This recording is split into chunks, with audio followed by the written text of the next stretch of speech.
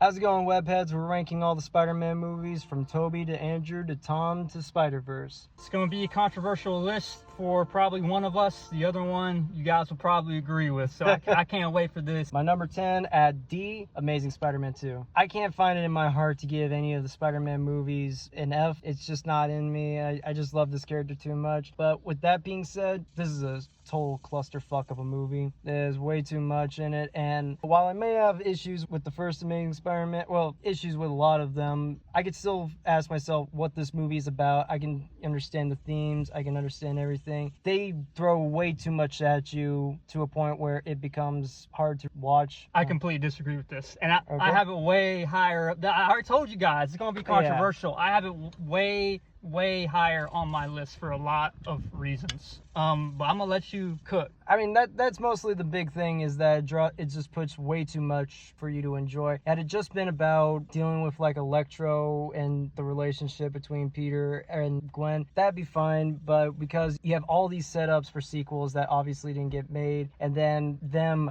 hand waving the death of Gwen to a point where it doesn't become shocking or surprising as it was supposed to be, or as it was in the comics, it just becomes way too much. Now, with that said, there are so much things I do enjoy. Like, I enjoy the cast, love the performances. I love Andrew Garfield's Spider-Man. He is what I think of when I hear these lines, and what I think of the high-flying wall crawler. And I love the romance between Peter and Gwen.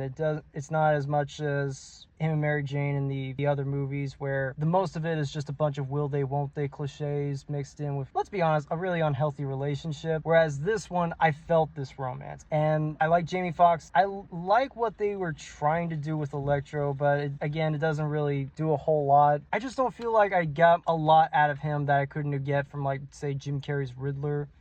For say, like the nerdlinger who's a fanboy of the hero. He feels betrayed, and we don't get to see a whole lot of him until after he breaks out and everything. And there are some visuals up there. Like, I like the face and the building. I like a lot of the slow-mo and everything, a lot of the action. But with other things, like, I'm not a big fan of the look of Electro. The glowing blue look is fine. It's when he gets that suit thing that just kind of looks very bland for my taste. And of course, Dane DeHaan's Green Goblin doesn't really do it for me.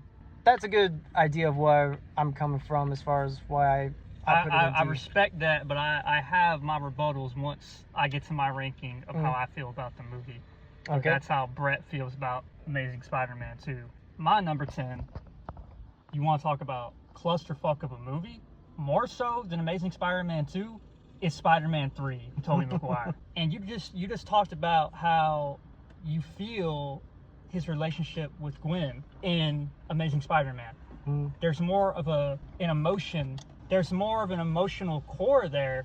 When I watch a movie, if I have no feelings, I'm not invested. I'm not invested in Spider-Man 3 because Tobey's relationship with MJ, they never seem to make sense. It's a forced relationship to where you don't feel it. There's no emotional core at all, which is my problem with the Maguire films compared to the Andrew Garfield films. I'm not invested in Mary Jane and Peter's relationship because, to me, she's unlikable in the first movie. Second movie, she kind of comes around, but then Peter has his things going on. And in the third movie, they make Peter such an incredible dick, which I know is part of the suit and all that. But it's like, by the end of the movie, it's like, I don't know if they could really recover a relationship after that. Right. Like him, backhanding her, all those horrible things. The movie, it starts off cool to me, the first 30 minutes. But then it goes south so quick, mainly with Harry's character, played by James Franco, which is my other gripe with the Maguire films. You just talked about, what's his face? Dane DeHaan. I'm more sympathetic with him than James Franco. There's nothing likable about James Franco's Harry. He was never a good friend at all. There's no point in any of the movies that I bought into their friendship at all, because just from the first movie, he already takes Mary Jane right off the gate. Breaking the bro He code. takes her already. There's nothing likable. And number two, he's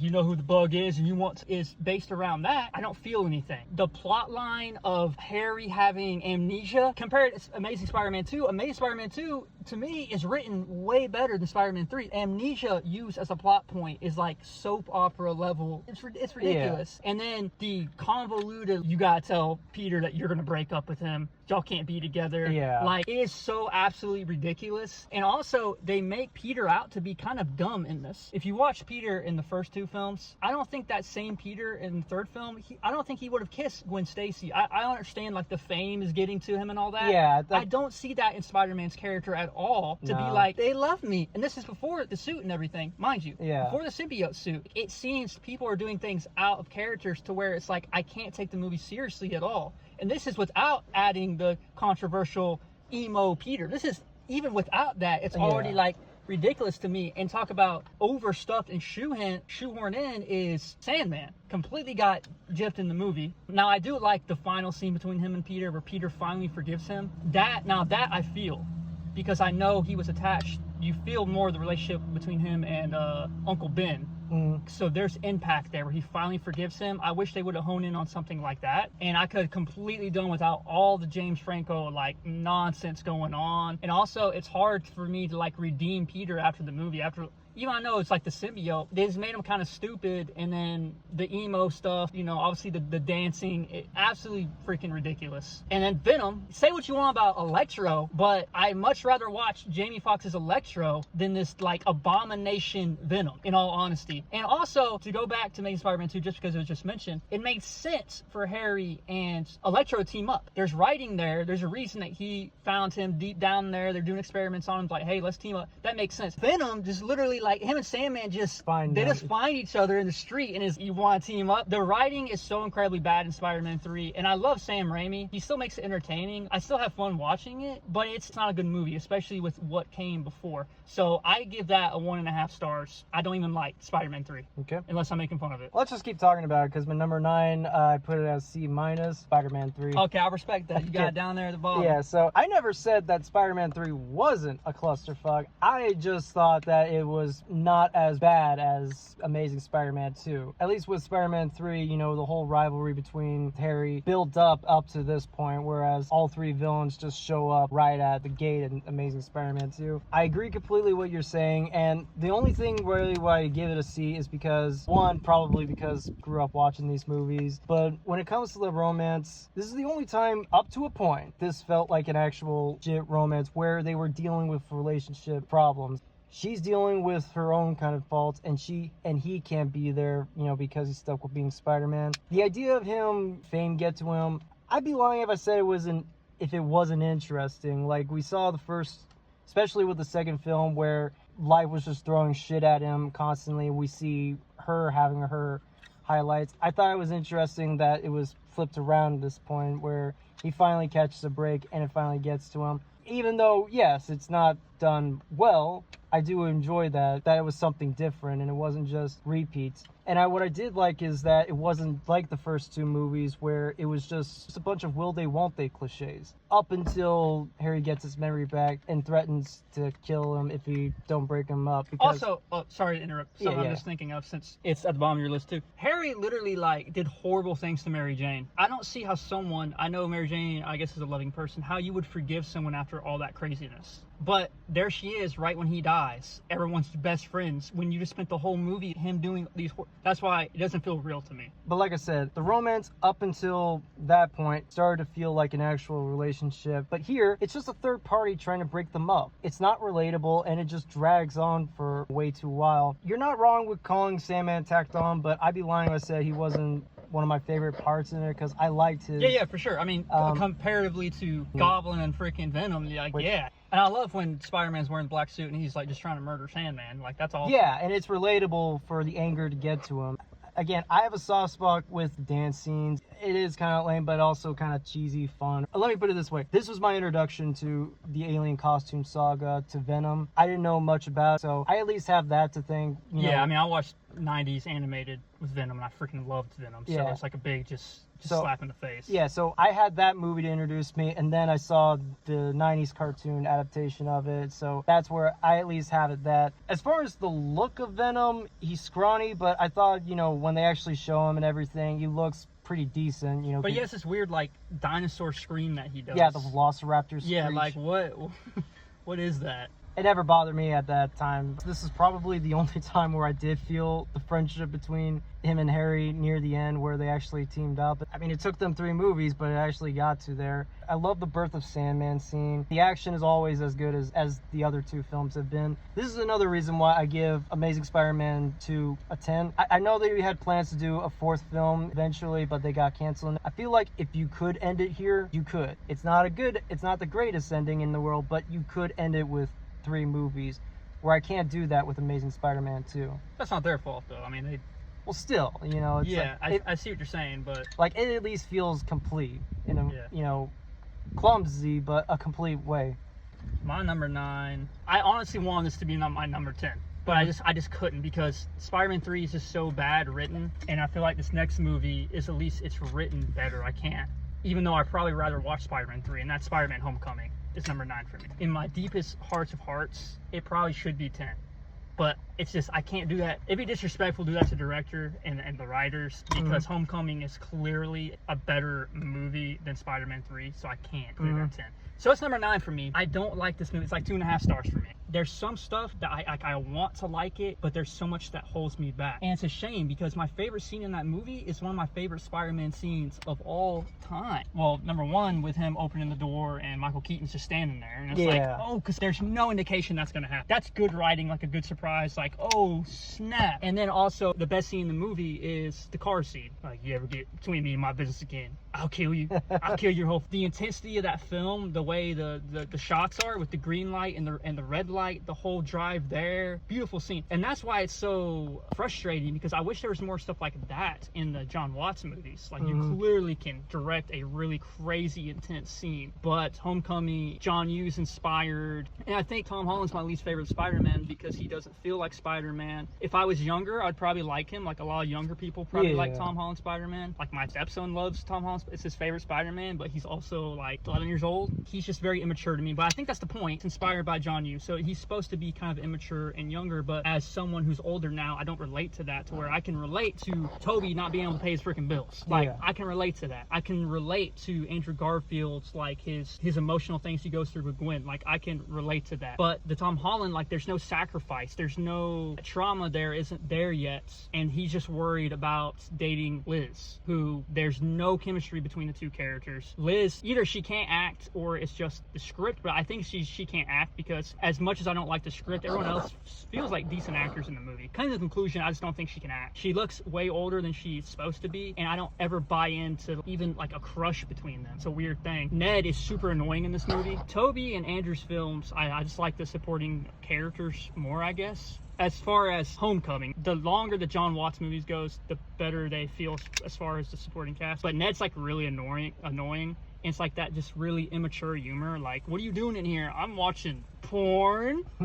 Like, come on, let me be the guy in the chair. And like, there's that annoying montage of him just constantly asking Peter questions. And it's supposed to be like funny, but it's like really just annoying. Or he's like, oh, Peter knows Spider-Man. And of course you got Flash, who's also super annoying, which I actually end up liking Flash in later films. But this film, he's just extra annoying. Like, yeah, I think he's more, personally I find him more annoying than Ned, because no disrespect to the actor, again. Oh, he can act. Yeah, he can act. I'm saying, when you think of Flash and you think of what, you know, their relationship is to him and Peter. Yeah, a bully, but he's just a troll. Honestly, he's a bigger nerd than Peter. Yeah, for real. So, you know, the penis. So there goes your Agent Venom movie that you'll probably never get. The Penis Parker jokes and all that. Of course, I don't mind they didn't do another, you know, Uncle Ben thing. I respect John Watts for doing something different. But at the same time, there wasn't that sense of responsibility. It's not there yet. Which comes in a later movie. You could say all 3 of these movies build up to him actually feeling like Spider-Man. Yeah. Maybe that's the whole point. I don't know. It just seemed like he hasn't had that trauma, or that great power comes with great responsibility doesn't happen until the 3rd movie. So he just doesn't feel like Spider-Man. And I think the movie just has a lot of like lame MCU humor that I just detest. There's things that are like jarring. And not just lame, but at this point, stale humor. Yeah, and there's also like jarring things. Michael Keaton's character just accidentally picking the wrong gun and just obliterates dude. And he was like, that's the wrong gun. Like, yeah, I hated that. It's such a jarring, it takes you out of the movie, and it's like, just what? let him be a badass and just actually intentionally kill him. Yes, because that's what you were building up for him to be anyway. Yes, and I absolutely hate when they like nod to a character, but they don't do a character justice and like make a mockery of it, like Shocker. Like, here, you're the Shocker now, and the guy, like the other guy was wearing yellow. And like, you know what I'm saying? Like, it's real. Or even, you know, or at best, it's like just very eye rolling, because when you see like the blonde girl in the school news and she says she's Betty Brant, I saw that in the theater and I just kind of rolled my eyes like, really? Yeah, or the guy who has a scorpion tattoo. Like, yeah, it's just. By the way, that never goes. I'd rather see that character than you just. Why would Spider-Man fans like that? Like, oh yeah, that guy's supposed to be Shocker, like, because he's wearing these 2 little gauntlets and call him the Shocker. Like, yeah, I just don't like that. I think the Vulture looks cool. Yeah, I like that, and I like the final fight between him and Peter. I like that. I do like the scene of Peter getting crushed by the rubble. That's also a good scene in my opinion. Right. But other than that, the MJ reveal is always really weird and out of nowhere to me. Like, oh, my friends call me MJ. And she's just a weird freaking character. Like, yeah. I know they're trying to poke fun, or, you know, like the woke type thing, but it gets like real annoying really fast. Yeah, this is, you know, this monument was built by slaves. Like, it's just, I don't understand why all this is in a Spider-Man film, I guess. I think it's just because there are teenagers out there that are like that. And and one of my biggest gripes with these films is Aunt May's portrayal. I absolutely hate that she's just this joke, a MILF joke. Absolutely detest that. To where I'll get into later about No Way Home, why that writing took away from some stuff in No Way Home. But she's just a joke. So that's my gripes. And also his suit, obviously the presence of Iron Man is like very overbearing in the movie. Him just trying to please Iron Man. You know, whereas the other Spider-Mans had to make their suits and shown that scientific side, you just have him being handed this crazy suit. Which, trust fund. Right, which, I mean, I guess at the end he doesn't have a suit. He does it without it. But yeah, I just really don't like Homecoming at all. Well, and also, when he moves and stuff, Andrew and Tobey, they just look better, like actually being Spider-Man. Like, yeah. I don't know if it's that MCU, how they shoot things, but it's so... It could also just be how the suit looks, too. It's just generic. Like, it doesn't... Like, when Tobey is flying through the air, it feels like epic. And when you see Andrew, in my opinion, moves the best. He moves like Spider-Man with the agility and stuff like that. But with... And even the way how the camera is, like, it almost looked like at times he has, like, a little... GoPro. GoPro. Yeah, it's like, it's really cool stuff, but there's no stylized anything with Tom Holland, which is another gripe I have. Again, going back to like stale MCU hand-me-downs, let me just say, it just kind of feels like the action is no different than you would get from any other Marvel film or MCU Correct. film. Yeah. And like I said, with a suit that, it doesn't look that great when it's like a CG model performing and everything. It doesn't look all that special. But I'm just gonna keep up with the Homecoming hate, because that's my number 8. Okay, I respect that too. At a C average is Homecoming. You pretty much on the nail right there. Okay, well, yeah, we were get off the bat. You were saying about comparing it to John Hughes movies, and I think we're giving this way more credit than that. John Hughes movies were written way better than this here. Like, he got teenagers' dilemmas way better than with this. And having posters that just reference them is not enough. Having a scene where people are watching Ferris Bueller while he's swinging away is not enough. It's so. Also, the scene. I'm sorry, I just remember. Go ahead. The scene where he's fighting the dudes who are robbing the ATM. Mm-hmm. And it's that stupid MCU humor. The guy's like, yeah, Spider-Man's fighting the Avengers. Like, clearly those are not the Avengers. Like, yeah. Bruh. I guess I'll start with good things first. The stuff that we do get that is 100% this version of Spider-Man. The montage where he first puts on the suit and he's just going around. That's one of the best parts of the movie. I do like he's that. Actually being the friendly neighborhood Spider-Man. And that humor works well too. Like, and you know, even cuts like him just showing like an old lady directions and everything. Hey buddy, is this your bike? Yeah. Hey, can you do a flip? Okay, Spider-Man, do a flip. And you know, it's like yeah, that was fun. Jon Favreau is fine. He's, you know, Happy Hogan. He gets a little more interesting with Peter as the films goes on. That doesn't sound very responsible. I'll call you back. Feel free not to. I'll tell you with Liz, as far as her acting, I'll say it's mostly the script, because even with the script that we got, even with, you know, actors that we got, she has nothing to work with. She's just there to, you know, for Peter to, like, you know, achieve something, I guess. And also, this guy's taking you to prom. You want him to make a good impression on your dad. Why would you be berating him in the car? Be like, no, you always disappear. Like, bruh. I mean, shut up. Of all the Spider-Man movies that are out there, even more so than like Spider-Man 3 or Amazing Spider-Man 2, this is a very shallow Spider-Man movie. I do like the fact that they Don't give us Uncle Ben again.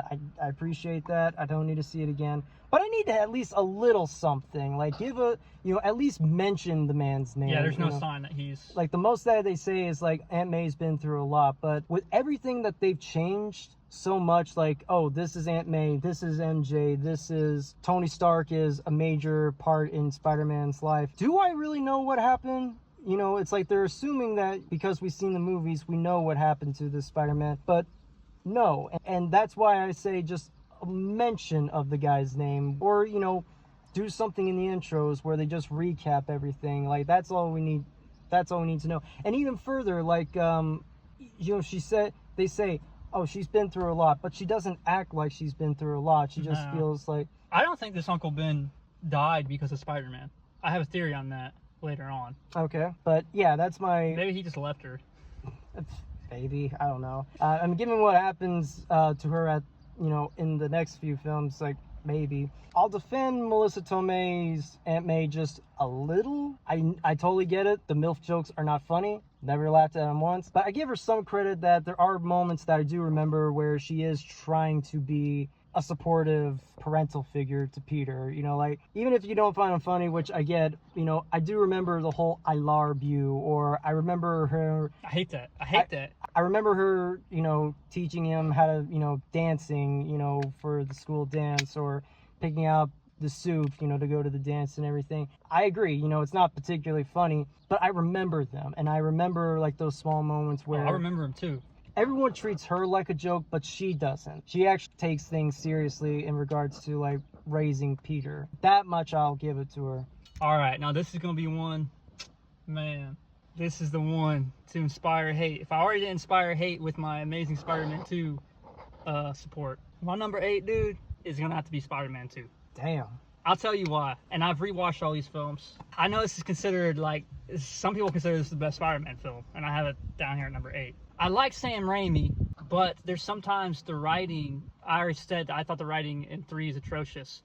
Number 2, okay, I buy into the movie at first, like, with him, man, you feel like he's getting beat down and beat down and beat down, and I do love that. Like, that's core to who Spider-Man is. Like, I'm with that. Like, he can't keep his job, like, just... You feel like he's just getting stepped on, and I can freaking relate to that, and I love that about this movie. Also, I like this movie. It's a 3 out of 5, so I don't dislike this movie. I like this movie. It's just compared to all the other Spider-Man movies, and there's 10 of them, so... Yeah, but I've never liked the plot line, because I can't wrap my head that it just doesn't make sense. Like, it's a cool but it just doesn't make sense. And I don't like things that don't make sense, and they never really, like, explain it. Like... He lost his powers because why? Existential crisis. See, that's not good writing. Like, it's cool. Like, you can do stuff with that, but I love writing, and I like stuff that makes sense. And, of course, we're talking about a movie where someone has spider powers, so you have to suspend your disbelief. But there's some things where I feel like I don't, and I've never bought into that. Mm-hmm. Like, it's cool to see the effects of him not having... the Spider-Man stuff. Yeah. But I don't like and I'm big on I don't like the writing. Like, it doesn't make sense. And then he gets it back when he decides that he is going to be Spider-Man. Like, I just don't like that writing. Also, watching it now, the effects don't look that good. No, but like... And they stand out like an eyesore. And another scene that I absolutely hate... I give that a little pass because it came out in 2004. It's in the past, for sure. But I even preferred some shots of the first movie compared to this one.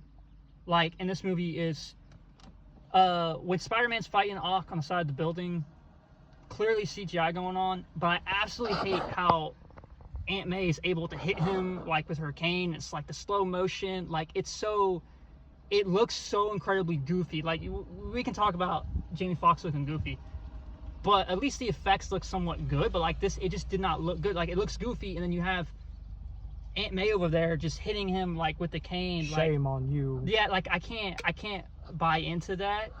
I love Toby in this film for the most part. And I do like it gets that core of him getting stepped on part. And I do, of all the 3 movies, I've liked his relationship with Mary Jane in this one the most. I feel it the most because she's just confused because of him not wanting to be with her. And I actually like her the most in this movie compared to the other two. And their dilemma in this one, but it's also frustrating with Peter like going back and forth, and he's like, I can't be with you. I'm like, oh my god, why would this girl ever want to be with him after all this? Doc Ock's cool. I just don't like him as much as like Green Goblin. He's a lot cooler than Sandman and what's his face. But there's some things where it just comes off as super cheesy to me, which I know Sam Raimi does. Yeah. But like the scene where Doc Ock looks back and then it's like his little tentacle like comes up and it's like grabs the screen. Like, okay, cool, I get it. But also, I don't like the way the movie ends. Like the final confrontation, like in Spider-Man, the Goblin Spider-Man fight, that's like one of my favorite, like, because it's just brutal. Even the third had the big, set piece, even though real dumb with Venom and Sandman and all that. But this one, there wasn't really a lot at the end because he finds out that, he's, Mary Jane finds out he's Spider-Man, and then he's able to help Doc Ock, like, beat the tentacles, and he just drowns himself. So it's kind of like anticlimactic in the end for me. That I didn't really care for. And I absolutely hate the scene of Harry slapping Peter across the face. Like, just pisses me off. And also, I don't like the writing again with Harry and Peter because he was never a friend to me. And it's like, also as Spider-Man, why would you never, like, have the conversation? Like, your dad literally was, like, a killer. Like, they don't know how to communicate. Like, it's so annoying to me. Like, it could just be solved if you just, like, talk, I feel like. But for the sake of story, I can't tell you that. Like, he's gonna get freaking mad at you, dude. Like, come on now. So, I guess I don't like that. It also sucks, too, because, last thing that Norman said to Peter is to not tell Harry. So it's but it's like, this dude, like, why? He's a murderer. Why would you not? Why would you owe something more to him than Harry? I don't understand that. Right. It just doesn't make sense. It makes more sense in Amazing Spider-Man when he was like, Gwen can't be a part of this. Like, that makes a whole lot more sense than this. So I never understood it. And again, I just don't like the writing. The one thing that this movie does get right, though, is the sacrifice it takes to be Spider-Man. Yeah. So this is the first one I like, but that's my number 8. Okay. Number 7 for me, C, average, I would say Spider-Man Far From Home. Honestly, I keep going back and forth between this and Homecoming, like which one goes. I'll get into Far From Home later, but it's I think a superior film in a lot of ways. The few scenes where we see all the illusions. Love that. I love it. Jake Gyllenhaal as Mysterio, I didn't think I would care for, but I like it. I think he's the most underrated Spider-Man villain in all the movies, in my opinion. Even with the theme of, like, responsibility being used by the glasses and how he uses it, I like that, okay, baby steps. Like you were saying, like, it's a slow burn, to get to that great power, great responsibility. We get a little bit of the Spider angst, looking at that mural of Iron Man and seeing how everything is changed and all. Okay, after that, here's what I don't like. This is just an even blander Homecoming, in my opinion, and it's just not that interesting. Like, when you see him try to get a relationship with MJ, it's done a little better here. Ned, I think I like a little more. They try to do something with him and Betty that doesn't go anywhere in the end. Happy and May are there in a couple of scenes. I like the ending where his identity is just revealed and that Mysterio blames him, pins his death on Spider-Man.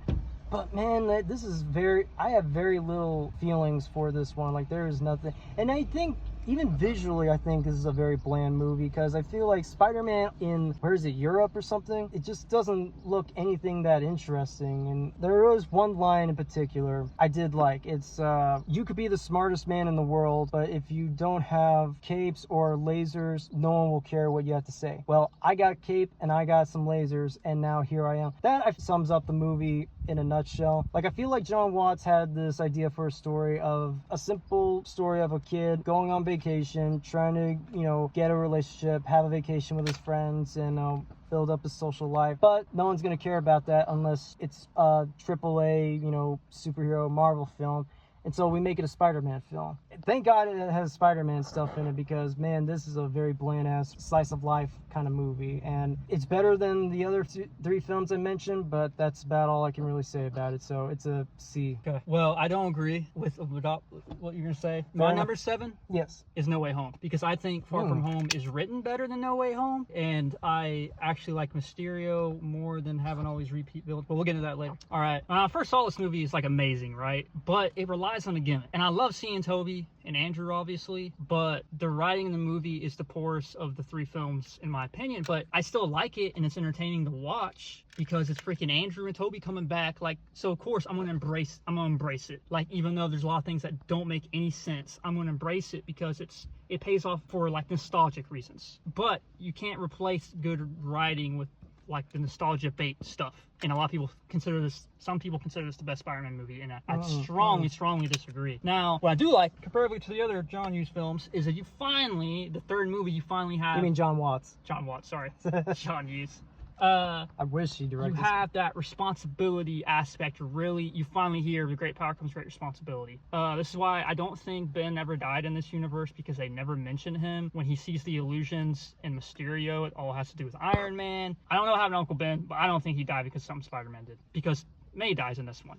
Now, when you spend 2 prior movies making May to be a MILF joke, when she dies, I don't feel nothing. As much as that scene, Tom Holland acts his heart out in that scene, I feel more when the Uncle Ben's died in the other movies, because she's just kind of a joke to me. Now, if it was like a more mature Aunt May from the other films dying, I would have felt something. If it was Rosemary Harris or Sally Fields. Yeah, I would have felt it. But that's the problem. You have these prior movies when she's just a MILF joke. There's nothing there when she dies, and that's so unfortunate, because the movie tries to give you that more mature, more responsible, and Tom Holland acts his heart out, in my opinion, in that scene.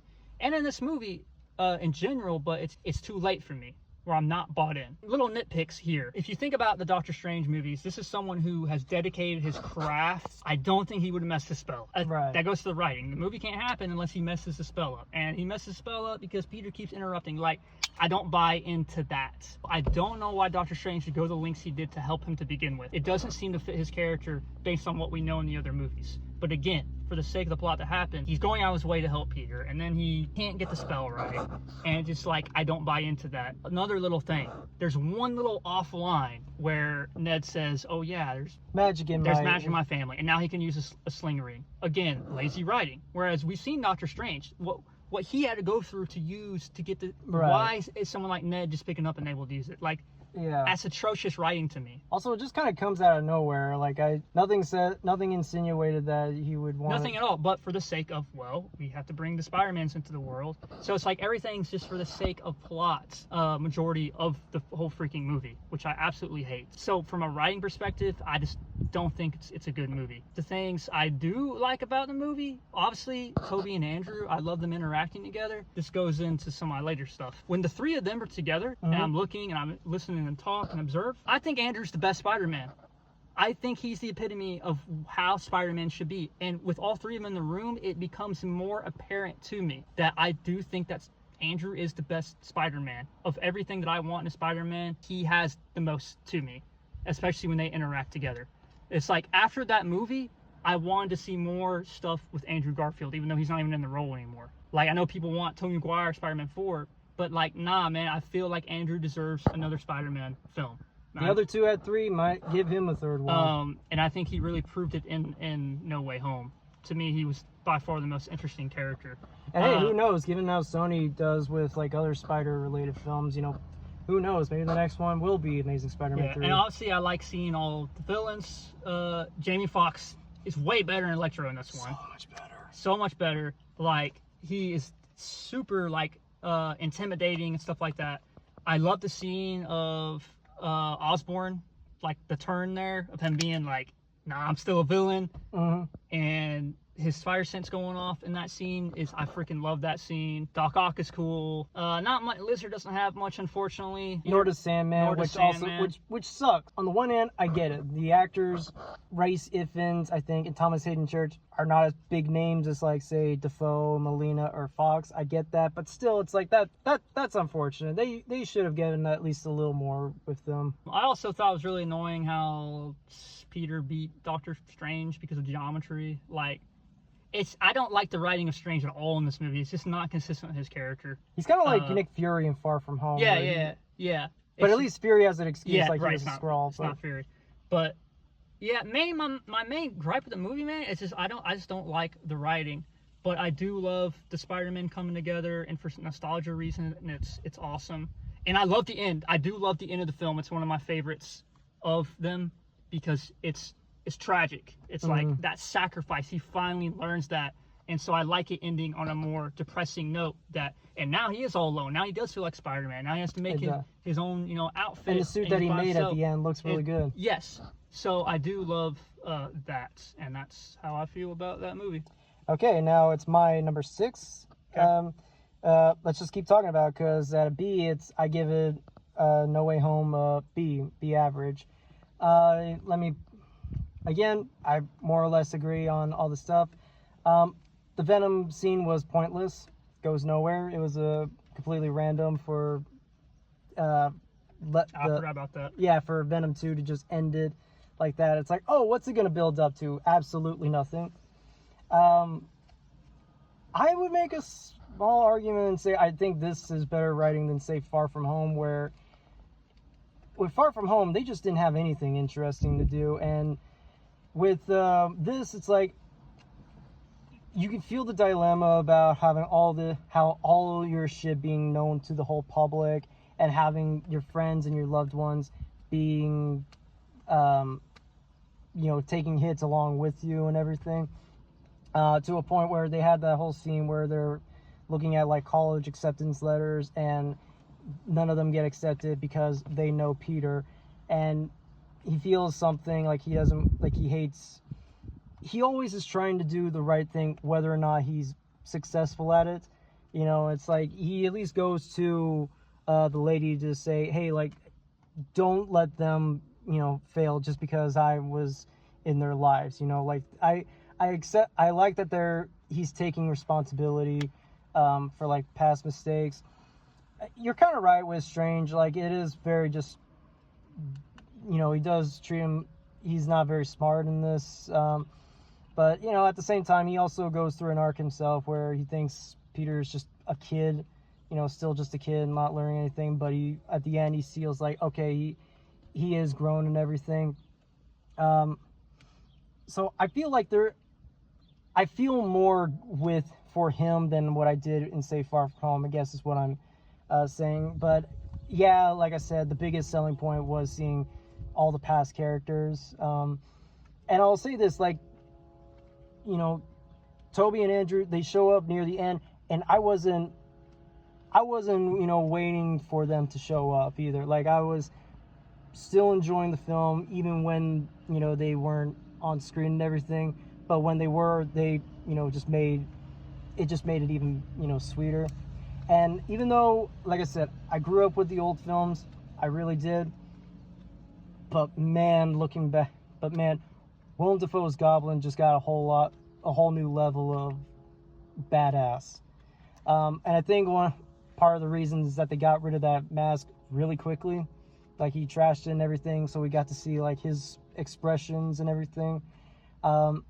Which I have no problem with at all, because when you see, he just has that very expressive kind of face that it just works for everyone.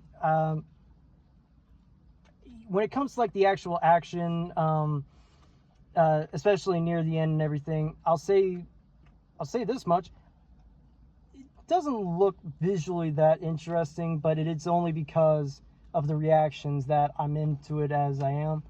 Like, I don't know, something about like, being in the dark, and it's all, when you see like all the sand blurry and all the electricity just going back and forth, it's not that pleasing to look at, but it's still really fun to see how everyone reacts, and seeing how all the villains react. And we get to they learn each other's backstories and everything.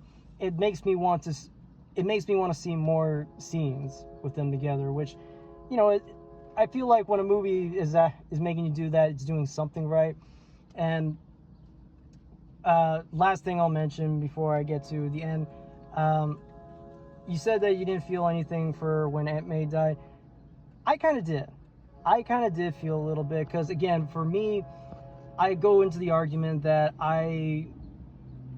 everyone treats her like, you know, this one note joke, but she herself is a responsible parental figure. And I do remember like those small awkward moments. It's kind of like when all you can think about is the dumb moments when like a friend or a loved one is in your life, but when they're gone or whatever, that's the only thing you can remember, because, you know, it's like, you know, I don't know, corny nostalgia, which nostalgia can be corny, and it brings you back to a simpler time where things weren't all insane or whatnot. That's how I get for it, and I didn't see it coming, like, and that's why I gave her some. This is what I feel like the Gwen Stacy death should have been, because I wasn't expecting that death to happen with May's death and everything, and I think Holland, you know, treats it well and everything, and yeah, that's pretty much what I have to say about that. All right. Now this one, man, this one sucks, because potentially, I swear to God, this could be my number one. Mm-hmm. And for one of the reasons I have to put it down, man, it's just it's a whack reason to put it down, but it's true. It's Across the Spider-Verse. Really? As my number 6. Holy shit! Now let me tell you something. Oh yeah. You need to explain this to me. I absolutely love this movie. Well, I wouldn't say love. I'd say I really like this movie. I want to love this movie. Now, one thing, not of any of its own fault, because there's a third one. It ends very abruptly. Very, like, of all of the Spider-Man endings, this is one that's like, I couldn't even believe the movie was over. Yeah, I couldn't believe that. I thought another scene was, I was like that's it? And then you have to wait like years and years. So as far as endings go, it's my least favorite. Now, it does leave like on a cliffhanger of, you know, him being Prowler in another universe or whatever.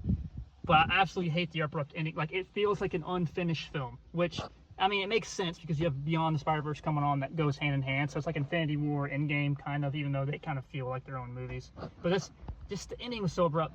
This is my biggest gripe with Across the Spider-Verse.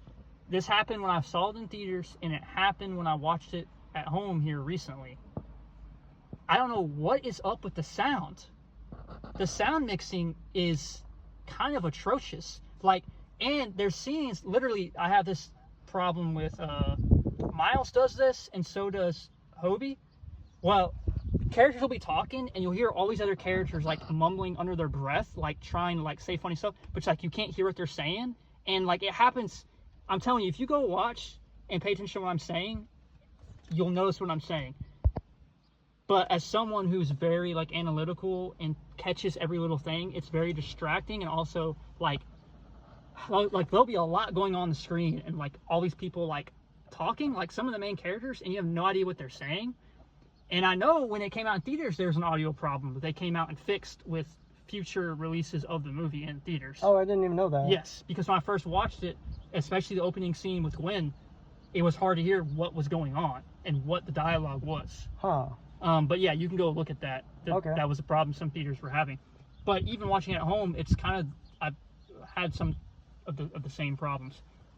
And it's weird that you had that too, because we saw it together in the theater. Yeah, it's sucky that I have to, like, put it down so far below. But for me, honestly, it's mainly the sounds, mixing, and also the abrupt ending. But I love the content of the movie, but there is some, like, come on, like the Spider-Woman who's pregnant with the motorcycle, like... That could just be in the comics, though. I don't care if it's in the comics, though. Like, just because someone's in the comics doesn't mean, like, okay, it's going to be cool. You know what I'm saying? Oh, I didn't say, you know, it'd be cool. I just said that... It's like, it's just dumb. It's just dumb to me. How she's just doing all this crazy stuff on the motorcycle when she's supposed to be, like, this badass. Like, come on, man. The only thing that really... The only thing about with Jessica Drew is that... See, I don't know her name, Jessica Drew. She was just annoying. She was just annoying me because she was obviously just meant to be the reason that Gwen couldn't get, you know, be with Miles and everything, and yeah, and just had a prejudice against him. Here's some other problem. I absolutely love Miguel. He's like one of my favorite Spider-Man. I wouldn't even call him. He looks cool too. I wouldn't even call him a villain, to be honest with you, because an antagonist. It depends on how you look at it, which I love that about the movie. makes you thinking like, oh well, what's the right thing here? He's more the antagonist than anything. And I absolutely love the scene where Miles is like, nah, I'm not down with this, and they're all chasing him. Absolutely love that, because it's like Miles against everything is standing for what he believes to be correct and true. And like, I support that. But I don't like the fact that all the Spider-Man went along with it, because I understand it's supposed to be like a cameo fest, but when you have characters that you know Spectacular Spider-Man, you know PS4 Spider-Man, you know these characters, and they're all just okay with it. Yeah, no. So you kind of sacrifice some of the story for that cameo fest thing, because then it's like you have to suspend your disbelief, like they're doing things out of character. Right. Because we know these characters. So the fact that all of them would be against Miles, like, man, I just don't buy into that. It's also weird knowing that PS4 Spider-Man is up for this, even though he has a Miles of his own. Correct. Yeah. Yeah. So. When you start again, I'm a big guy when it comes to writing, so I nitpick that a lot harder than most people, because I like that more than just spectacle. Because I want to feel earned, and it also undercuts people who do have good writing, just because you have more like special effects, or you have more nostalgic things, or it doesn't replace writing for me. So that's my biggest gripes with the movie. But I do love Miles in this freaking movie. Yeah, he owns this and movie. I do love Miguel. To a point where I wasn't missing the other Spider-Man from the previous and I love Gwen in the movie too. Yeah, I love Gwen. I wasn't, and I wasn't, thinking myself, when's Peter B going to show up? And there's crazy cool shots. Like the shot where she's talking to her dad in the room, and the colors keep changing in the back. Like, it's just, I love the way the film freaking looks. And I love Spot, whatever his name is. Yeah, the Spot. Yeah, he's freaking awesome. Yeah. I love all that. I just wish the writing... The soundtrack is baller. Yeah, I just wish it didn't end abruptly, that the sound was better, and the writing was better. Okay. So, my number 5? Top 5 here. Top 5. This one, I give it a B still, but it's B plus, somewhere around there. Amazing Spider-Man. Respect it. I like it. I really like it. It was jarring at first because, I had to get used to like seeing a brand new Spider-Man movie that wasn't the original trilogy. And, obviously one of the reasons why they don't even mention Uncle Ben in No Way Home, in Far From Home, Homecoming, is because a lot of the stuff that was shown in the first Spider-Man movie more or less repeated in this one. And for comic book fans, they would look at it and go like, okay, well, why is that a problem? Like, it's the origin, it's the start. And it's like, yeah, but some stuff that we can kind of just, we can already get, but we don't have to see everything go back to again. We don't have to see the spider getting the spider bite. We don't have to see Uncle Ben die and everything. And when they try to hide the fact that it's just repeating the first few films, it doesn't work, because it's so painfully obvious that they can't have a new spin on this. Like, the first thing that comes to mind is that gobbledygook line that Uncle Ben says to Peter. It's like, what even was it? And you have a moral obligation, and that's like, something responsibility, something great power, that you could have just easily just said great power, great responsibility, and no one would have batted an eye with. I'll say the one thing about with Andrew Garfield's Peter is that, well, he looks way too damn old for high school. He looks like, late 20s at best. Yeah, but come on, Toby does too, though. Like, well, they all do. I don't understand that gripe, though, with Andrew in particular, when Toby's goofy-looking ass was also... And you had Flash Thompson, who looked like... a grown adult. At least with Toby, like, he was graduating in that same first movie, so I give it some pass. I feel like maybe, he was...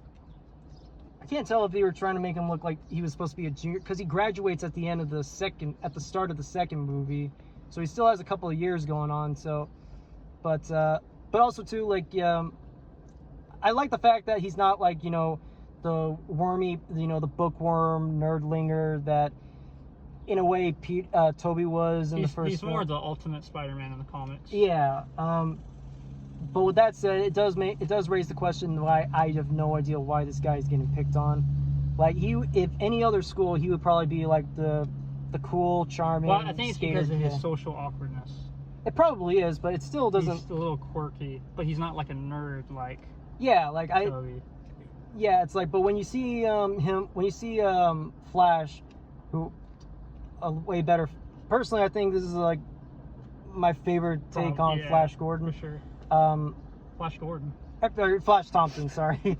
My favorite take on Flash Thompson, but even then, like when he's pummeling at Peter and everything, I'm like, what the hell is this dude's problem? Like he would not, in any other school, like these two would probably be friends. But it does work out because at the halfway after Uncle Ben dies, he comes back and apologizes to Peter, and it's like, okay, he's not just a one-dimensional bully. He has layers, and when he does, do like the Spider-Man stuff, coming up with the suit, coming up with everything, first off, I like the fact that he doesn't find out where the killer is right away. I like the fact that he comes up, he's on the look for him, and he comes up with the suit, and as he gradually tries to find him, but he it turns out to be a superhero thing almost by accident. I do kind of like that. It's not just he doesn't find out who it is right away, but it still keeps the whole great responsibility aspect in there as well. So I thought that was a good choice. I love Dennis Leary's Captain Stacy. I wish he had stuck around for at least one more movie, but I get it. I like Michael Sheen's Uncle Ben. I thought he was, really. I still think of Cliff Robertson when I think of like live action Uncle Ben, but he was, this is a close second as well. The romance between Peter and Gwen, I think, is very well done. I like that she's smart and that she knows. Not only did she know right away, but she knew it was her dad that told her to leave her out of it. I think that was very interesting.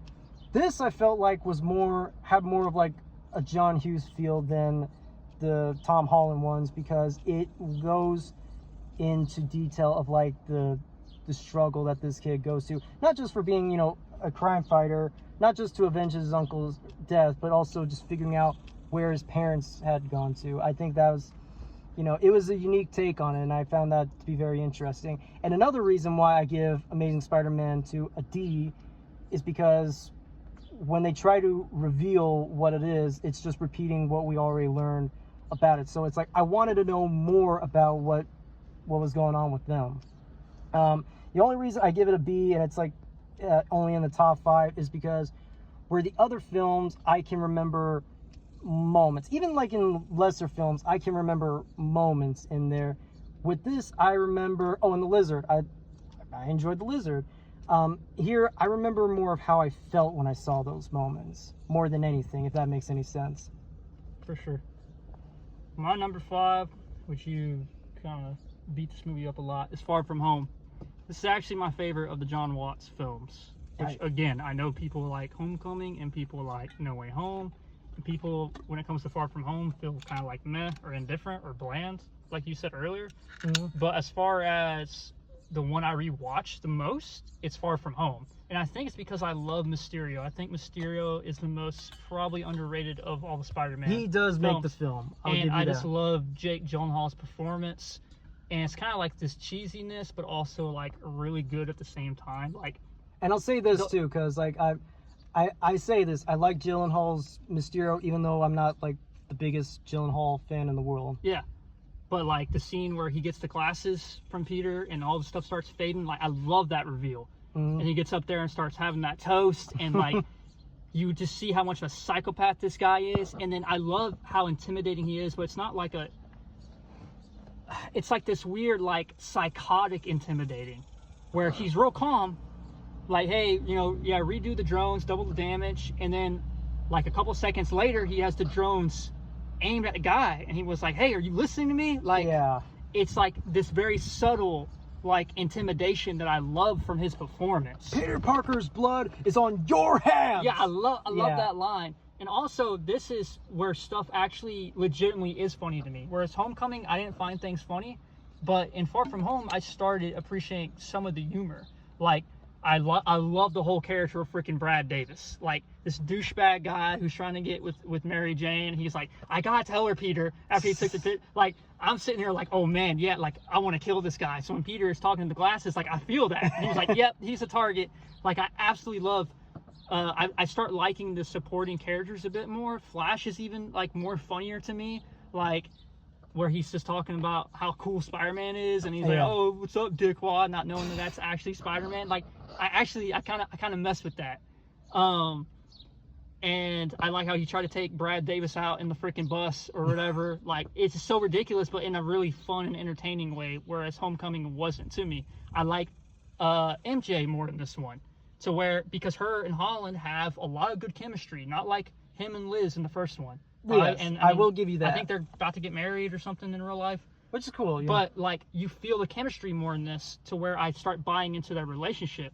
And then once I also like the reveal where he's like, yep, I'm Spider-Man.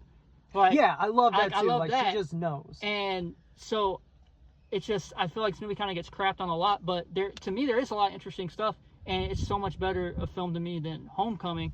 And there's more, like, responsibility in this film than there is with Homecoming. With the whole glasses things. I mean, they start kind of hinting at that he gives away the glasses and realizes, crap, I made a mistake. And I love his acting scene in the plane with Happy when he's crying. And he's having trauma from Iron Man. So it's like, it's not shallow to me like Homecoming is. And it's also, to me, written better than No Way Home, to where the Aunt May stuff just feels like I'll say it does feel the flattest in those movies, because like, she's barely in them. I don't feel anything when that happens. I know you did, but like, I didn't feel anything. But this, I felt when he's in the plane, he's crying because he's been, all throughout the movie, he's been having like this anxiety about Tony, and then he sees the images from the illusion. So like, I feel that in the plane when he's like, I don't know what to do, blah, blah, blah. And I love him finally making his own suit. And his suit looks way cooler. The red and black looks way cooler than the Homecoming suit. I love Led Zeppelin. Yeah, I love that. Like, where the humor starts landing, and I'm invested. I'm invested in kind of MJ at this point. I love Mysterio as a villain. I love the final standoff with the drones. Him finally using spider sense that was not in Homecoming at all. But all of a sudden, he's got spider sense, and where he closes his eyes and he takes all the drones out. Absolutely love that scene. Like, of all the three films, I feel like Far From Home has the most stylized stuff in it. And I think it's because of Mysterio, to where it just looks visually like really freaking cool to me with the Mysterio stuff. And yeah, overall, I really like the movie. Fair enough. More so than the other. I mean, there's still some of the other John Watts stuff I don't like, but all in all, I like it better than the other two films. I feel you. I feel you. So, top four. Number 4, just at a simple A, I give it an A, Spider-Man 1. I really like this one. It's the one that started it all.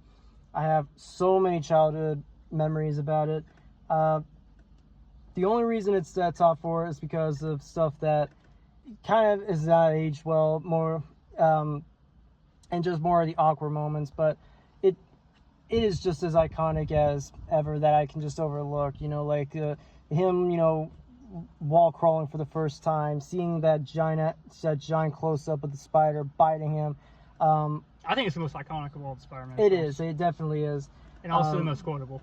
Yeah, and it also, the final fight with him and the Goblin is, epic and everything. It really feels like he's going through it and everything. The only thing I'll say is because some moments of it can be just like a little bit cheesy and everything, and just like a lot of the CG. This is where I feel like a lot of the CG really had not aged well at all. Like, I personally think it actually looks better than Spider-Man 2 in some scenes. I mean, fair enough. The most glaring one to me that makes me laugh, but again, it makes me laugh, but like in a good way, because it's so crazy and it's hard to do. Mm-hmm. Is when he's jumping on the floats. That was a lot of fun. It just looks so incredibly goofy. It does, and I can get that. Also, seeing whatever's like Macy Day, in the Thanksgiving parade, the whole Thanksgiving scene where he's sharpening things. Yeah, and even like some of the cheesy lines. It's like, it's you, Zal Gabi, out of your mind.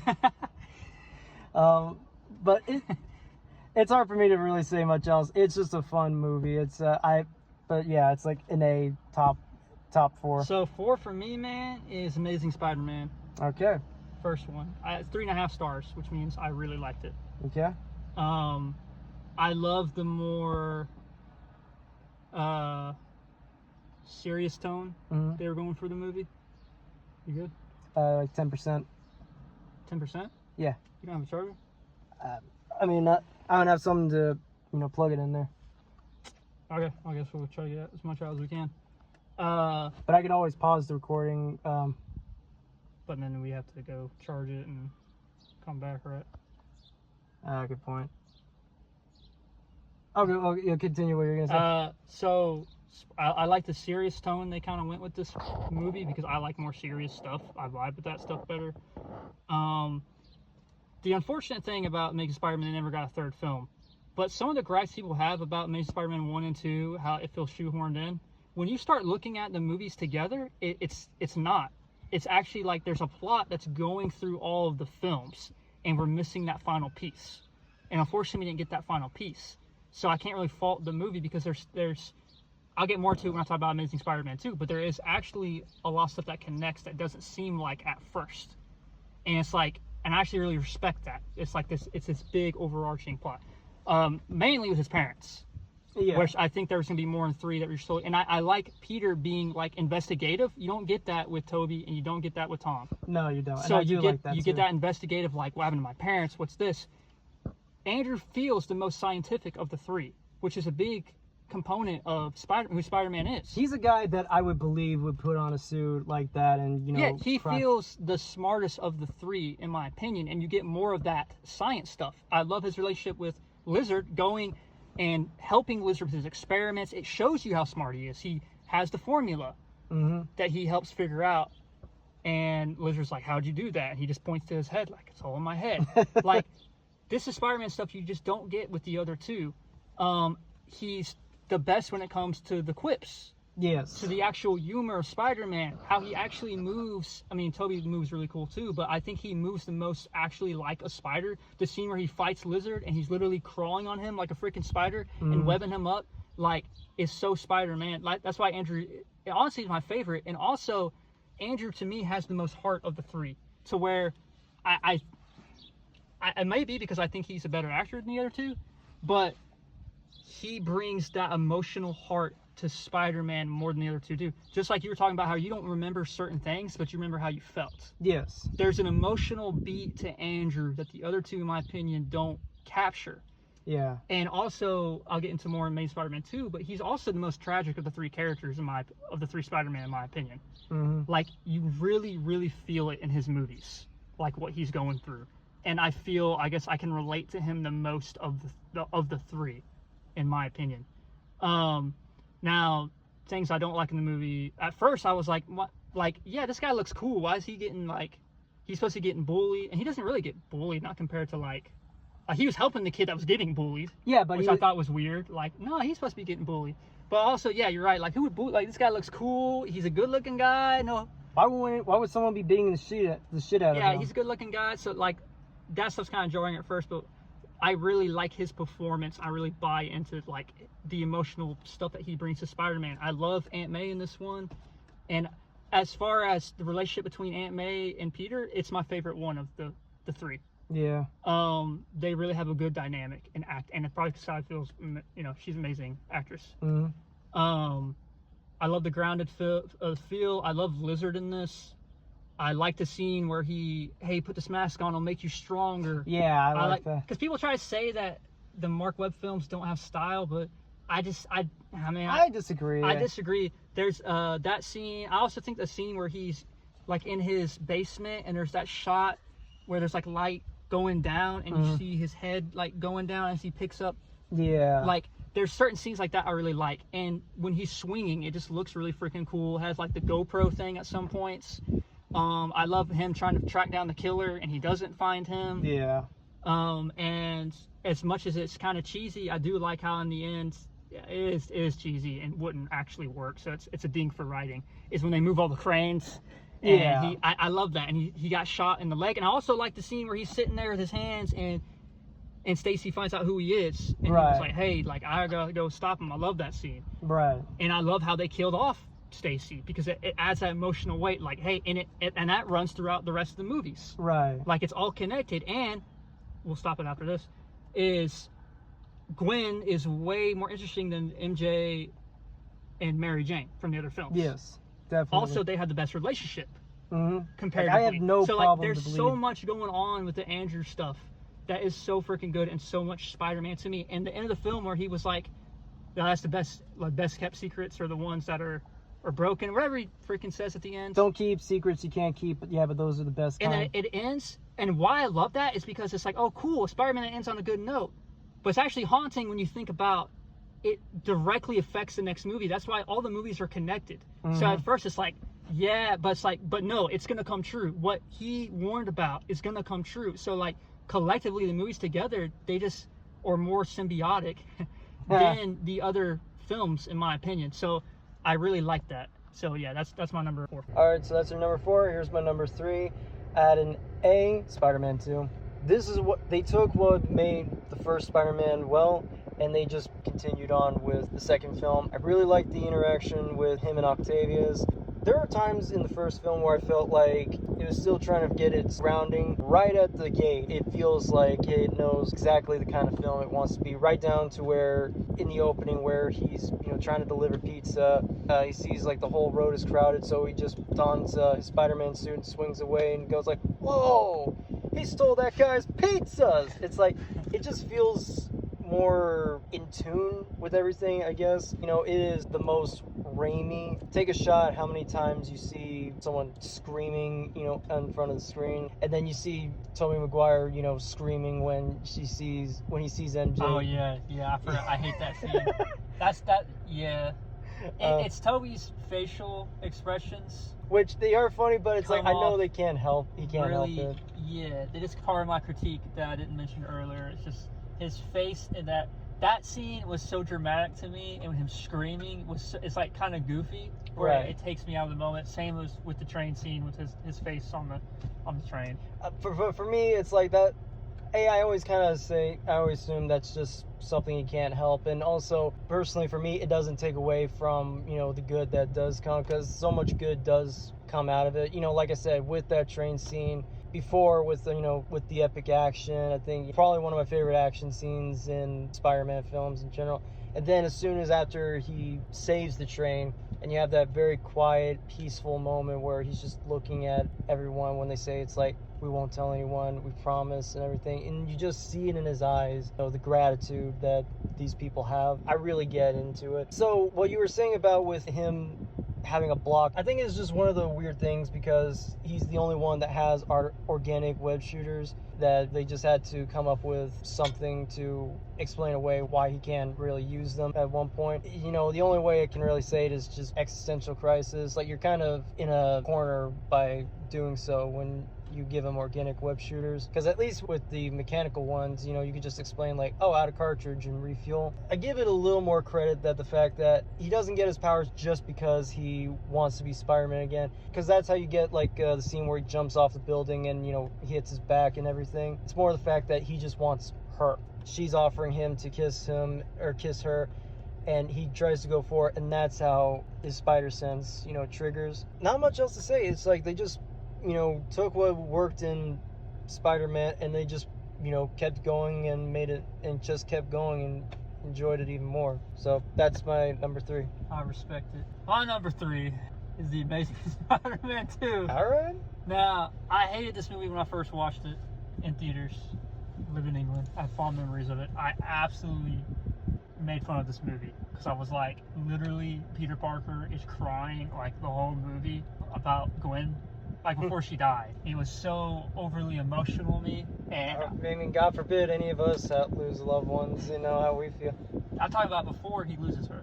Just in the course of the movie, his relationship with her. Oh, okay, fair enough. He's always like mopey and crying. That's how I viewed it when I first watched it. Okay. And so I was like, this movie, sucks. Hated, Goblin when I saw it. Now that I'm older, going back and rewatching it, again, I mentioned this earlier in the video, Andrew's my favorite Spider-Man, and this movie helps with that. I love the emotional heartbeat that he gives to this movie, And this movie has one of my favorite endings to a Spider-Man film. I love No Way Home ending. This is probably my next one, because you said that we all, everyone expected her to die. But when I watched the movie, when I watched it in theaters, I wasn't so sure, because the way that they make that final sequence to him and Goblin, you were like, oh no, she's gonna be fine. Right. But then, oh no, she's not. And it kept going back and forth. So when I watched it, and even when I rewatched it again, it's like, I'm not so sure in that moment when I'm watching it. And so I remember when I first watched it, that's one thing I did like about when I first watched it, is that I wasn't sure which way they were going. And I was like, no, they're not going to do it. They don't got the balls. They're not going to kill her. And then it happened. I was like, oh no, they did. They killed her. Especially in the whole movie was the focus on them. And because Andrew acts so well, you feel that.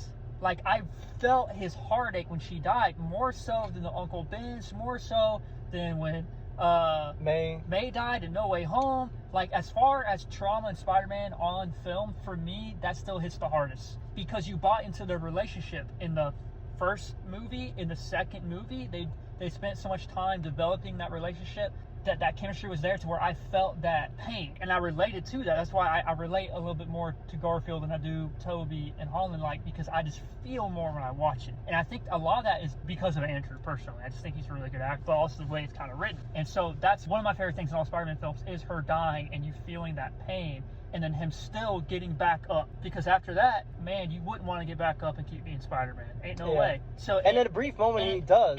And it depicts that. Yeah. Which another, I'm like, oh man, like, I really like this. This is like, it's kind of got like a layer to it, like, man.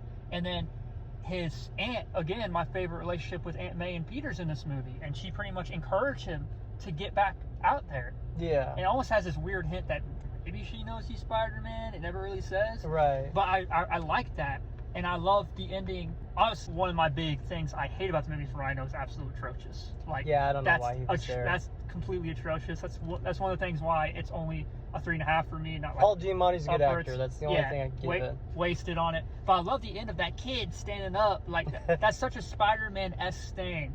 Like, it makes me think about comics too. Like, this little kid in a Spider-Man costume standing up. It reminds me of the first movie too. And I just like the way these movies are connected. Like the first movie when he gives the mask to the kid and he was like, this makes you strong. Or even in that movie where he comes across that same kid earlier, where he's being chased by some bullies who messed up their science project. And he said, I'll walk you home. It's like, hey, what's your name? Yeah, I'm Spider-Man. Yeah, like that little stuff. That's why Andrew's my favorite Spider-Man. But that kid standing up, and then Spider-Man, after all that tragedy, all that trauma that he's responsible for, he gets back out there, to do his job. I really relate to that. That's why, my favorite superheroes, it's Batman, stuff like that. Like that tragedy, but overcoming that tragedy. And to me, he embodies that tragedy more so than Holland and Maguire ever did, in my opinion. And that's why it still hits hard, even in No Way Home, when he catches MJ.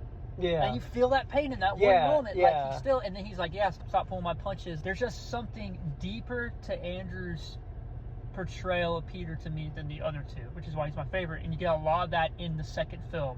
And it's this tortured soul almost, with his back and forth with Gwen, because he wants to honor what he said to her dad. The whole movie is this inner struggle to where, like, he loves her, but he can't be with her. And it's like this back and forth, but it's like, I just love that turmoil. And then it's like, oh, you think everything's going to be okay. She's like, no, I make my own decisions. She helps him take down Electro. It's like, okay, maybe we can get a happy ending. And it's like, nah. And it happens so fast. And I kind of like that, because people say, well, it's like Harry was just kind of like shoehorned in there and a lot of things going on. But I kind of liked the chaos of it, because by the time they beat Electro, I'm thinking like, okay, this movie's about done. And it catches me off guard. But it's like, I kind of like the writing in that, because it's so sudden that, he has her, everything's gonna be good, and then she just gets taken away just like that. Like, I like the chaos of that. Of like, all of a sudden, like, Harry showing up, and it just, like, adrenaline, like, I'm gonna kill her, or, I just like the chaos of it. And rewatching it, I like the feelings that it gives me, that intense, like, oh shit, there's consequences to your actions. I think that Amazing Spider-Man 2 drives that home more than other Spider-Man films, which I really like, because you see that direct consequence. And I actually do like Electro. And even though he's got some corny Batman and Robin stuff that he says, like, time to light my candles. But like, I enjoy watching it, though. It's entertaining to me. It's not like something that I want to turn off. And I love the scene when he's in I think a lot of it is Jamie Foxx's performance. Yeah, and I think it's an underrated scene when he's at the Times Square with all. I love the way it's shot with all the screens. Yeah. And the soundtrack goes crazy on it. Right. And he's shooting the slow mo, the freaking lightning, and Spider-Man's doing like all these crazy flips and like the slow mo, like.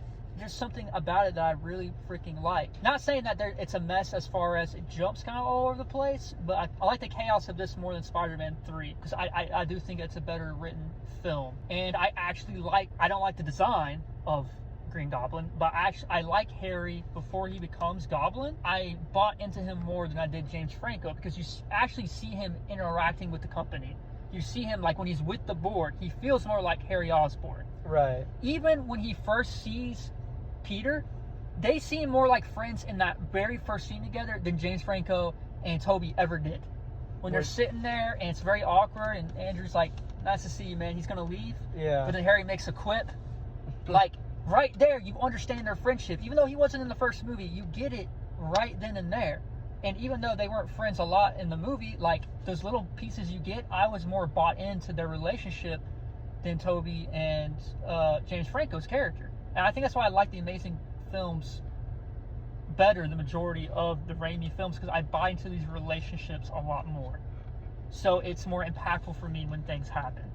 Yeah, like, it's goofy how he became Goblin. Definitely could look better, but I do like the emotional beats to it and everything like that. I understand why Spider-Man didn't give him his blood. At first I was like, man, this guy's a dick. Just, like, give him your blood. But no, it makes sense in context of the first film because of what happened with Lizard. And the two movies, they connect a lot more than what people think. And it continues the theme of the parents, too. You find out a little bit more. And I think on the third film, you probably would have found out even more. All in all, I think it's a super overhated, in my opinion, underrated Spider-Man film. And I know it's controversial because I used to hate it too, so it's like, I get it. But for me, it's got a soft spot. Fair enough. And like I said, I'm not going to bog it down and say that there wasn't anything good. But I freaking hate Rhino. Yeah. Yeah. I just hate that design. Like, it was just it just looked like a lame Transformers knockoff. Yeah, It didn't horrible. Better than Shocker, though. That's, bro.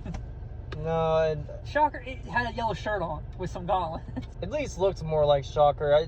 Maybe you squint and turn sideways, it's like, oh, it kind of looks like a Rhino. But... All right, so what's your number 2?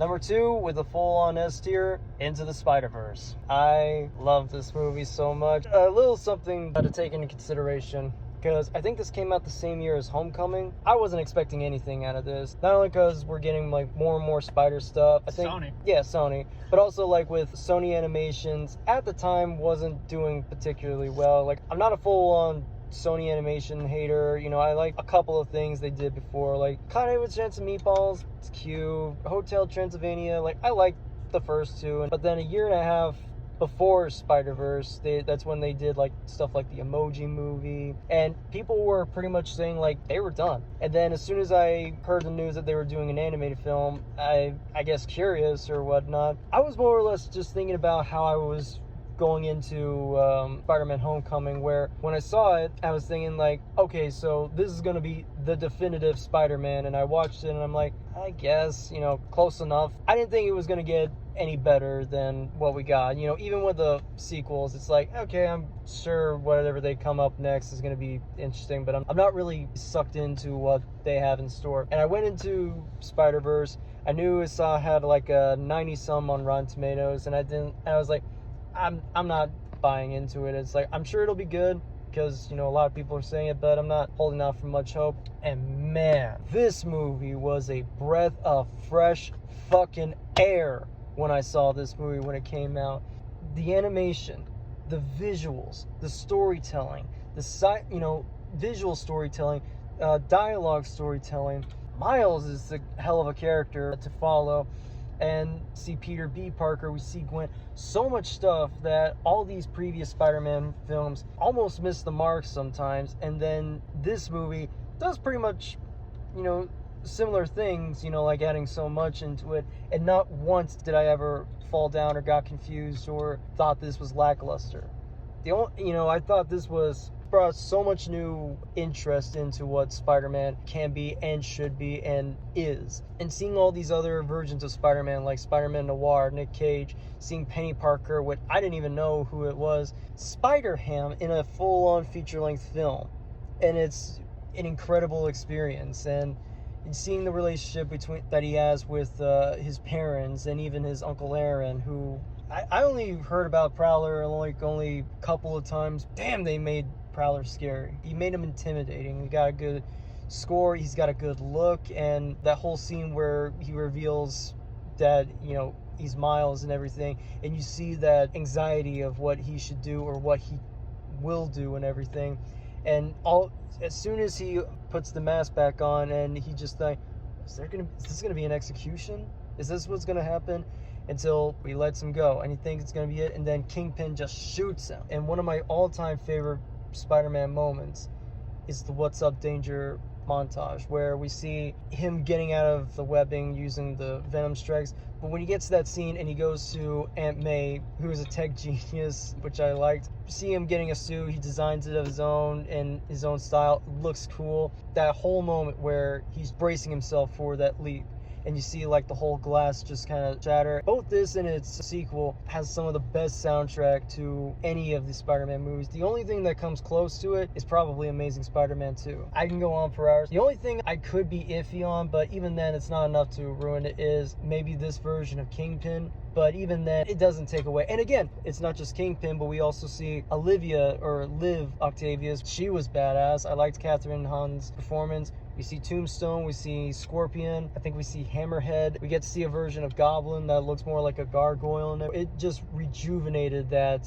love I had for Spider-Man that had been sort of dwindled after all this time. So, S tier, no regrets, number 2. My number 2 would be the first Spider-Man film with Tobey Maguire. All right. This would be the first one that, instead of really like 3.5, it would be 4 stars for me. Meaning I love this movie. To me, it's the most quotable film, and it might be the one that I will come back to the most. Like, that puts me in a good mood. I think it's because it's so cheesy, and especially looking back on it now. But, like, a good type of cheesy, like, there's cheesiness in number 2 that I just did not like, that I talked about earlier. Whereas this one, like, everything kind of hits for me, to where even the cheesy stuff is just so enjoyable, and I like it, because it's kind of so absurd. But it's done so well. I just like William Dafoe a lot more than Doc Ock. Like, I could watch him all freaking day. Green Goblin's probably my favorite villain in all the Spider-Man movies. For me, it is tied between the two. And I don't even mind his outfit. I know he looks like a Power Ranger. It never really bothered me. It never really did either. And I love their final fight because it's so brutal, and like you really feel the punches, and Spider-Man just looks so jacked up, his mask like half off. Like, I love that brutality of that. I even dare say, because I never had a problem with the mask, but it's the one time where I felt like, no, this is a damn intimidating mask, is when you have a close-up and you see Defoe's even scarier teeth inside the mask. Yeah, I loved their back and forth the whole entire movie. I just think Goblin's the best villain. Like, when he freaking shows up, people say he's goofy, but he's actually like terrifying to me. When Aunt May's sitting there praying and he just freaking shows up or whatever, he just blows up. He finished it. I freaking love that scene. And then when he calls Spider-Man on the phone, getting the Spider-Man come out and play. Like, I love that. And it's like how unhinged he is. He's like holding Mary Jane on one hand. The links that he goes is so comic booky. Have Mary Jane here, you have to choose. And like drops them both. Or the fact that he went to the links to dress up as an old woman in a building. After burning a building. He's so unhinged, I just can't look away. One of the best Spider-Man scenes of all time is like the Thanksgiving scene to me. And it was so simple. Also, the writing's not as convoluted in this one or lazy to me as it is in 2nd and 3, Existential Crisis or The Amnesia. I just like the writing better in the first film because it's more basic and just it's very simple story. Very simple. And it sums it up perfectly in the opening monologue where he says, like, this story is like any story we're telling is all about a girl. Plus, before I continue the Thanksgiving scene, I love the opening and ending of this film too, with him narrating. If this story isn't for the faint of heart. That's the only thing I really like. Somebody lied. Yeah. Like, I love the beginning because it closes out with the ending. It's like, who am I? I'm Spider-Man. And it's so cold how he walks away after kissing Mary Jane. It's the only satisfying opening and ending to a Sam Raimi Spider-Man film that I enjoy. Complete as a story. I love the opening and ending monologue. It worked so freaking well. The score a lot. Love Green Goblin. Thanksgiving scene, get back to that. Just how'd you say got that? He's like, bike messenger ran over. And then like the light bulb that goes on in Green Goblin's head is, I love the relationship between Harry and Norman. I love their relationship. He's yelling at him outside, talking about Mary Jane. Do what you gotta do and get rid of her. Absolutely love that. The best origin story of the Spider-Man films. I mean, Yes. It's well paced. It was able to do it first, so it gets away with that. But even then, this is it's got the best to the comic opening. So I appreciate that. He looks good. The Spider-Man suit looks good still. It does, yeah. And he looks good. And I just don't think the effects are that bad. Even looking back on 2025 to it now, like there's some pretty good stuff, except for him jumping on the floats. It was kind of goofy. The fight with Randy Savage, Bonesaw McGee? Yeah, Bonesaw McGee. Yeah, I love that scene. Yeah, that was awesome. I absolutely love that scene. And I like the humor in the rain. I can't feel my legs. And he's just sitting there. Check your spider ass. Human spider, that sucks. That's a cute outfit. Did your husband give it to you? I loved that scene. I don't mind that his webs come out his body. Yeah, I never mind that at all. Yeah, it's whatever. But yeah, like the perfect origin stuff, his glasses, his muscle, he wakes up and he's all like freaking jacked now. Yep, big change. Yeah, man, like the movie is just so basic. It genuinely looks scary when he's taking the serum, like when Norman's taking the serum. Like he looks like he's, about to die. It feels like just a basic, I say basic in a good way, a basic, simple comic book story brought to the big screen. That's how it feels. Yeah. Comparatively to all the other live action Spider-Man films. And it's definitely, or a lot of other superhero films in general. Yeah. But it's done so well too. Yeah. Yeah, I absolutely love that movie. So I'll give you that, yeah. Yeah. And then finally, my number one, S tier all the way, Across the Spider-Verse. You're not wrong that it does end on a cliffhanger, but to me, because knowing that Beyond the Spider-Verse is coming soon, it doesn't bother me at all. If anything, it gets me so giddy to see what comes after. Now, does that make it for a satisfying ending? Probably not, but it does gives you butterflies in the stomach. And I was right there with you, like I was wondering, wait, is this it? Are they keep going? Are they going to keep going and finish this up? Oh, wait, no. Oh, we're stopping here. Oh, okay. Where are we going from here? I never got the audio issue, but hopefully they did. Thankfully, they did get that fixed and everything. But for me, when everyone is sort of talking and everything, it just kind of fits into what you were saying about Amazing Spider-Man 2. It adds to like the chaos that it's all going, where he's meeting, like where he's just trying to find a way out, and all this, everyone is chasing them. You are right, it does get to a point where sometimes when it comes to like cameos, it does get in the way of like writing. My whole thing is that I feel like it just kind of, the Spider Society just kind of has like this almost cult-like mentality. Like maybe the fact that they've been Spider-Man for so long and they just see all these similarities, they just kind of go along with it, but they don't question it themselves. And I feel like they kind of do. Like by the time Miguel takes Gwen back to her home and everything, the last thing she says to them is that we're supposed to be the heroes. You could tell that moment got to them. And you can even see that it got to Miguel too, which is why he's probably not happy that he's doing this, and he probably doesn't truly hate Miguel or anything. It's just a frustrating situation that he's stuck in. But at the same time, what can you do? If he's Spider-Man, you gotta save people. That's just how being Spider-Man is. And on top of that, you see more of that relationship with their parents. If there was something that I had issue with, is that his parents are a little too harsh on them. I do love the scene I'm remembering where he's talking to his dad in Spider-Man outfit. Yeah. He's like, man, you should just get off the kid's ass. Yeah. And they still have like the funny moments and everything, and like all the comic effects and everything with like the word bubbles and such. I thought that was fun.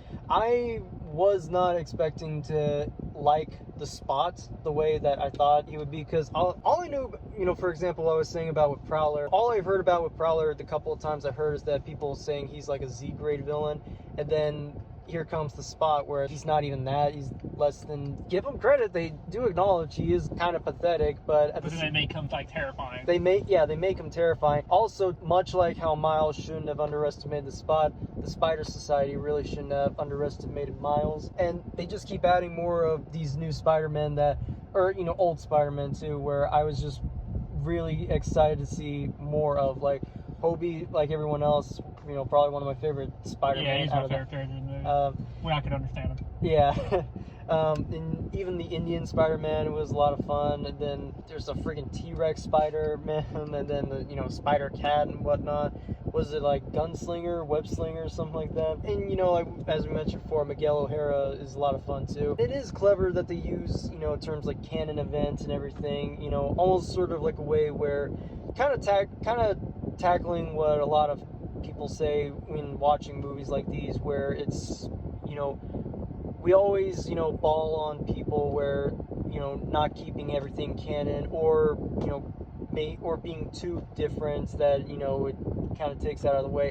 And this is sort of like an interesting jab at that, almost, where you have to almost stay in canon and have like these particular things happen to you, or else it's not Spider-Man. And here comes Miles trying to prove that, and Gwen in some rate already proving that when he goes back to her dad and he says that he left. And so it's like, oh, so if you can change, then there you go, there's your reason. It doesn't have to be this cookie cutter scenario. And again, like I said, it just keeps bringing on the visual satisfaction. I could gush it over and over. It's not going to be enough to do justice, just so you know. Number one, S tier, Across the Spider-Verse. My number one, which is the only one I would give 5 stars to, is Into the Spider-Verse. I think it's the best Spider-Man film. I think again, I always mention writing first. The writing in Into the Spider-Verse is better than Across the Spider-Verse to me, easily. I really don't have anything I dislike about Into the Spider-Verse. And you mentioned the scene earlier. I didn't want to mention it because I know I was about to mention it now. My personal favorite Spider-Man scene of all the movies is when he jumps off the building. Yeah. With the soundtrack. What's up, Danger? The emotional weight that's behind it. Mm-hmm. He's got the slick shoes on, his outfit, all the glasses like breaking. I think that's the best Spider-Man scene. Yeah. And I like his journey throughout the film. And also, when this movie came out, there wasn't another movie like it as far as visual style. It kind of created that visual style. Right. If you look at Teenage Mutant Ninja Turtles, Mutant Mayhem, yeah, exactly, you can see that they are inspired by Into the Spider-Verse. So or even Puss in Boots: The Last Wish. That was another example. Like, I think this is the first movie that has that aesthetic, to where it's like a comic book come to life. And yeah, Across the Spider-Verse obviously had that too, and even improved on some things, but I just think Into the Spider-Verse is written a lot better. It's more of a simple story. I actually do like Kingpin. Yeah. I like it too. It showed his like little background a little bit of why he was doing the stuff he was doing. And I like the brutality at the beginning when Spider-Man just gets killed. Like, yeah, I'm loved like, oh that. crap, and like really puts you in it. I love his relationship with Gwen. Mm-hmm. She freaking rocks in it. I love Mentor Spider-Man, which obviously there's a lot less of him in the Across the Spider-Verse. Yeah. Maybe that's also why I like Into the Spider-Verse a lot, because I really like his character. Right. The humor is very like well placed in the movie, especially with his character, and it shows him like, I was just doing just fine, him like sitting in the bathtub crying and whatnot. And I loved his relationship with Miles was really good. You were able to take time with these characters, like the Nick Cage character, because there's so few of them. So whereas in Across the Spider-Verse, there's so much going on. Mahershala Ali's Aaron is a lot of fun. Oh yeah, I absolutely love the Prowler in this. Like, cause you said, he was intimidating, and that reveal of who it is, and then Miles wondering if he's gonna get killed, and like that whole thing, and then him getting killed off by Kingpin, like the emotional weight behind that. Loved Aunt May in this, even though it's not I forgot to mention, but she's a lot of fun there too. Yeah, she was freaking awesome. I love the final sequence with the collider thing. It's a 5 for me. That's the best Spider-Man film. So we ended off here in the Spider-Verse. Let us know what you think of the Spider-Man films. Do you think we're on the money? Do you think that we dropped the ball? What are your favorite Spider-Man movies? What are your least favorite? Let us know in the comments. Until next time, stay safe and watch good movies.